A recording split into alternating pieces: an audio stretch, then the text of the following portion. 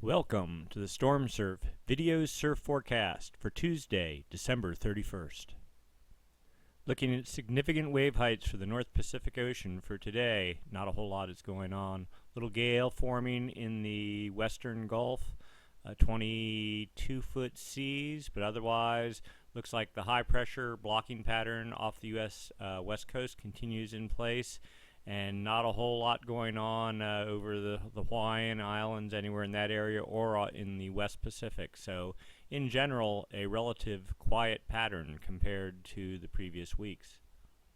We'll start this week's tour looking at the jet stream, 250 millibar winds and pressure, or heights actually. We see a good flow coming off Japan, 180 knot winds.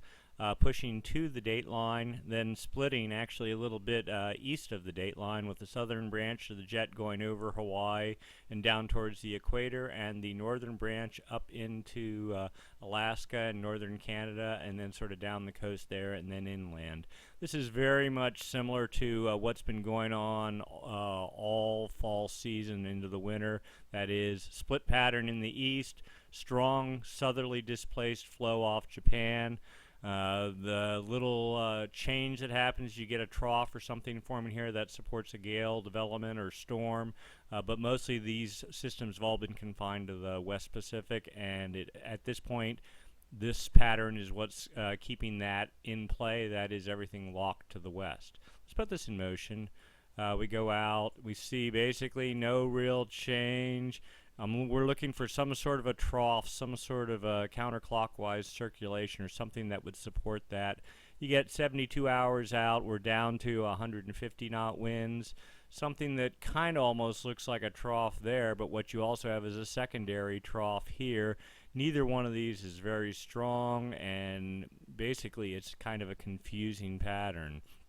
Next thing you know, you basically almost have a split in the jet when we're out into Saturday the 4th, but that quickly peels off and sort of dissipates, and we just continue on looking for some solid trough. Here's a bit of a trough. We've got a good flow of wind, but again, nothing really marked going on, and whoops, you're into basically 180 hours out and nothing has changed. Same pattern, singular flow, hits the dateline a little bit east, splits, going up into Canada, the other half down over Hawaii, and splitting multiple times there. So basically, there's a good flow, but just nothing really to support surface level gale or storm development. Next, we'll go down to the surface, look at surface level pressure and winds. You can pretty much see, if you in your mind superimpose the jet stream over this, you see the storm track is all north of the jet, then it splits right around here. Here's your high pressure, 1024 millibar high off the U.S. West Coast. Embedded in all that, we have one little gale, like it's got 45 knot winds. Probably not a long-lasting system, though, especially since we know the jet's like ridging up into Alaska and North Canada. So, but that's it. That's our only fetch of interest. Let's put this into motion, and sure enough, within 18 hours, it's gone. We have another one trying to form a northern dateline region here on the dateline. It tries to get some footing, but is gone in this 36 hours out. Another system trying to get organized off Japan, and yet another one here north of Hawaii. We'll put this into motion. This one, if you're in Hawaii, this has some interest because the fetch itself, though tiny, is falling right towards the islands. We can take a look at the great circle paths. See, it falls down, so you get some downward motion there, and then there's a secondary fetch here that's also pushing right down the, rather north 350 degree path into Hawaii. Okay, now let's go back and also see what happened to this system off of the Krill Islands. It tries to get organized and just sort of lifts north and is gone rather quickly. Okay, and we continue to roll this out. We're into is Sunday, and then basically the pattern gets even weaker still. Just nothing really getting any good footing. Kind of a rather lazy pattern indeed. So back down to see the effects of winds on the ocean surface, significant wave height. So as we mentioned, there is a little low here over the eastern Aleutians, producing 22 to maybe 24 foot seas if you stretch it. That's as of 18Z Tuesday. And you get this little tiny bit of 30-foot seas, and you go, okay, well, maybe that's for Canada. What's that going to do for, let's say, Central California? And watch this. You can see that the storm track itself is really kind of pushing up this way. The track into California is down here, so it's mainly what we'd call sideband swell. It's not really on the Great Circle paths. Then we have another little system out here on the date line, 24 hours out, 18Z Wednesday.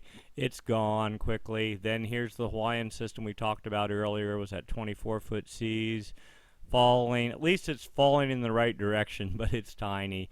And then the secondary fetch from it gets you a broader area of 22-foot seas, 24-foot seas there, pushing into Hawaii. We'll pull this back a little bit and just sort of look at that. So you can see the small system first right there.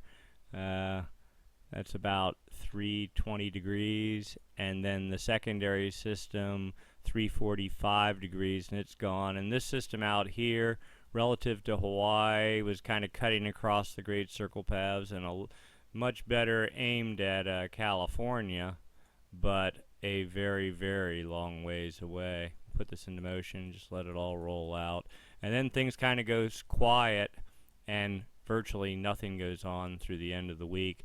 So little pulses, that's about it ocean wise. So that would sort of make us want to look long term and see what's going on. Some of this might, in fact, this relative calmness might be we're in a recharge mode. We've gone through a series of good, relatively good storms over the holidays, and you get 2 or 3, maybe 4 at the most, and then things tend to go quiet for a while the atmosphere recharges.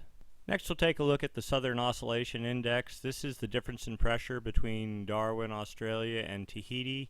Negative values tend to represent either they tend to represent the active phase of the MJO. Positive numbers, like here, the inactive phase of the MJO.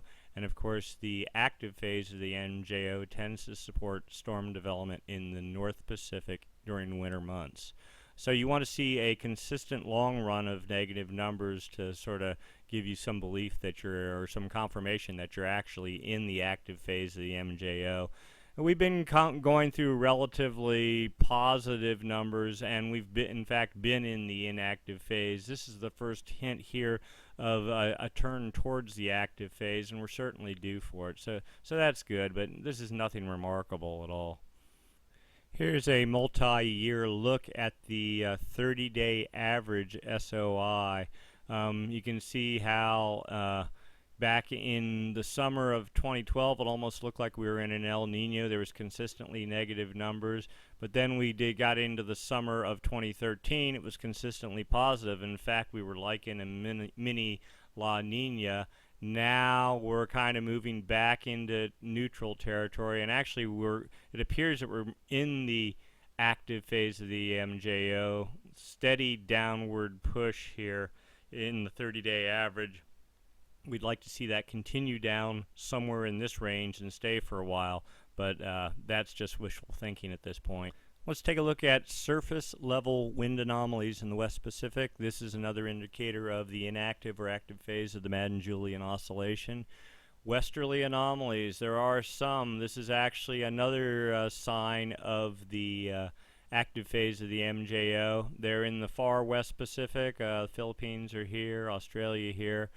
So this is somewhat of a good sign. And then you have neutral anomalies going to the dateline and beyond, and then from the dateline on the west the way across the Pacific on the equator, a little patch of easterly anomalies, but nothing significant. So this is maybe showing a hint of something that suggests the active phase is trying to get a foothold. Next, we look a week out, same thing, and where are we at? This is actually a very good sign. A significant speed and area of westerly anomalies in the West Pacific are forecast. If this were to continue for any length of time, it's scheduled now for January 8th. This might almost qualify as a westerly wind burst, which would be good. That could possibly set up a Kelvin wave, warm water traveling from west to east, which could help fuel a building warm pool in the eastern equatorial Pacific. But as of right now, this is a forecast. It's a week out. It basically means nothing, but it gives us a little bit of hope.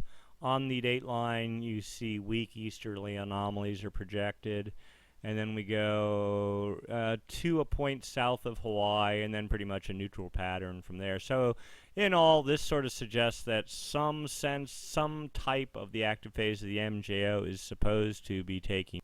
Next, we look at outgoing long-wave radiation. Another, and this is a model.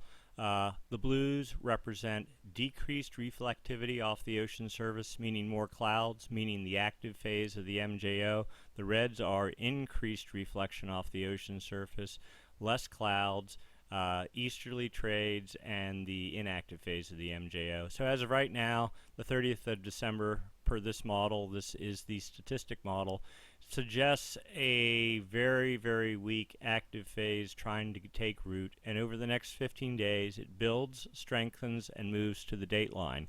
This is pretty typical and what we'd like to see. If we go look at the dynamic model, it's actually suggesting the same thing, but it suggests a slower evolution and in fact a stronger and if not broader form of the active phase in play west of the dateline 15 days from now. So both models are in general agreement that the active phase is trying to take root and will develop. It's just that one suggests it being a little bit more aggressive and moving east quicker, while the other suggests a slower evolution. The slower evolution is really what we want to see. And yet a longer view. This is the same sort of, the greens are the active phase, the yellows are the inactive phase. This is a 40-day view, and it's up at the jet stream level. Here's the West Pacific. Now this model suggests also enhanced capability for precipitation in the West Pacific as of the 31st of December, progressing eastward into about the 20th of January, and then moving on into Central America and towards Europe. At the same time, by about the 15th of January, the inactive phase takes root in the west, propagates across into first week in February, but at that time yet another active phase starts building. And the relative strength of these phases here, there's 1, 2, 3 of them, is actually stronger than what we've seen in previous runs of the model and what's been occurring for the better part of the entire year. So this is a little bit encouraging and suggests that perhaps the atmosphere is starting to wake up and starting to move a little bit more. We've been in an incredibly slack MJO pattern for a year or two now, and maybe we're starting to migrate out of that tendency. Next, we take a look at sea surface temperature anomalies, specifically on the equator in the East Pacific. This is the area that tends to define El Nino and La Nina. Warm waters here suggest El Nino, cool waters, La Nina. And of course, everyone knows by now that El Nino is very supportive of storm development in the North Pacific in the winter months in the Northern Hemisphere. So that's what we want to see. At this point in time, we have slight warm waters over the equatorial Pacific pretty much the whole way across, other than this one little patch near the dateline. And this pattern's actually gotten into play the past month or so. All summer long, water temperatures were slightly negative along here, a defined stream of cool waters pooling up off of even Chile, Peru, migrating westward along the equator, and that's what's really put a damper on storm development, both in the southern hemisphere in the summer and all during the fall. But now it appears that warm waters, or at least neutral temperature waters on the scale here, 0 to half a degree, that this is tending to take better root here, and it's going to have some impact in the jet stream in long term in terms of providing more fuel for storm development. The other little thing here is notice these warm waters actually persist off of Peru and Chile and so that's good because the waters tend to move this way up along the equator. We've also been watching this rather cool flow of waters pushing off the U.S. West Coast heading towards the equator. It hasn't changed a whole lot in the previous week or two. This is mainly attributed to high pressure circulating clockwise off the U.S. West Coast. We've had offshore winds for probably 2 months now, it seems like, off California. The high pressure creates upwelling. It's not large. It's not really a defined flow here, so that's not too bad, nothing to worry about. We also look for a sympathetic warm pool off of Africa, or a cool pool. I've noticed a little bit more cooler water here than weeks previous, but there's still a good amount of warm water here north of the equator. So at this point in time, everything's about as it's been and is generally supportive of a better storm pattern than what is actually occurring. We also have this warm water that's been pushing off Japan, making it towards the U.S. West Coast. If the high pressure would just break up a little bit, we'd actually get warmer water temperatures. Water temps off of Central California right now in the low 50s at best, 51 San Francisco area, so pretty brisk. Anyway, so in general, this looks like basically a neutral pattern. Nothing really great going on, but nothing negative either. A little bit of support for storm development, but that's about it. Subsurface water temperatures. You look at these specifically to look for Kelvin waves, or in fact cool pools subsurface that could block the flow of warm water from west to east. So this is the West Pacific here, this is the East Pacific here, this is average temperatures at depth along the equator. These are the actual temperatures, these are the anomalies. This is what we want to look at as anomalies. This pocket of 2 degree warmer than normal water right here is part of a Kelvin wave that's been migrating across the Pacific down at about 100 150 meters and is impacting now Central America, starting to gurgle up, and the assumption is it will actually help fuel that warm pocket of water that we looked in the previous slide coming off of Central America. So that's good news, but there's no additional Kelvin wave or anything brewing here because there hasn't been any westerly wind anomalies. But if the models do as they suggest, and we actually do get a westerly wind burst, we could get yet another pocket of warm water developing, and it'll make the entire journey at depth across the equatorial Pacific, and again help fuel warm water off the Central American coast, and that's the start of how you get El Nino. No suggestion that that's going to happen yet, but at least we're moving in the right direction. Previous seasons, we had a pocket of cool water sitting right here, basically locking everything down. That's not been the case. We've been nowhere close to that for months and months now, so that's a good news. And the final little tease here, the projection from the CFS V2 model for water temperatures in the Nino 3.4 region. That is essentially on the equator, well off of Central America, but before you get to Hawaii. It projects, as of right now, neutral water temperatures, but warming to about plus 0.8 degrees centigrade by sometime late summer next year. That would be great. Would love to see it. No guarantee it's going to happen, but you can kind of see some things in play that might suggest that we could be heading towards this direction. That would be great if it did happen. So for now, basically all we have to watch is this one little gale up in the Gulf. It might be good for a little small swell by late in the week, early weekend for California. That's about it. It won't make it probably even past Point Conception because it'll be too north an angle and not really aimed even at California that well. Pacific Northwest will fare better. And looking at all the models, not a whole lot after that. Things sort of settle down. But there is some activity in the Atlantic that's at least worth taking a look at. If you've been asking yourself, why are there no significant storms this year and where is all the energy, take a look at what's been going on in the Atlantic, specifically for Ireland, Portugal, France. It's just been a continual feeding frenzy, and there's one thing we want to take a look at here. This is a storm projected starting on Saturday, the 4th of January. And look at this. These are not wave heights. These are significant sea heights. By 0Z Sunday, you're into the 60-foot range.